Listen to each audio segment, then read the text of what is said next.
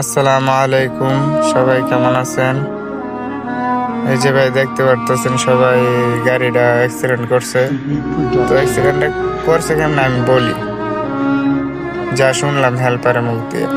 ঠিক আছে, তো আমি আছি বর্তমান কোনাবাড়ি টাঙ্গাইল। ঠিক আছে, আমি পাম্পে। হ্যাঁ, তখন আমি ঘুমাইছি, ঘুমাইতে উঠছি মাত্র সবে, তখন হঠাৎ করে একটা আওয়াজ শুনছি। ঠিক আছে ভাই, তো তখন দৌড়ায় গেলাম, কি হয়েছে দাদি, গাড়ি মানে পল্টি হয়ে গেছে।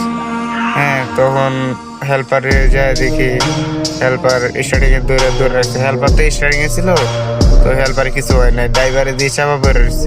আমি বুঝি ভাই তুই আগে বাইরো, টাকনি টুনি হেসে বাইর করলাম।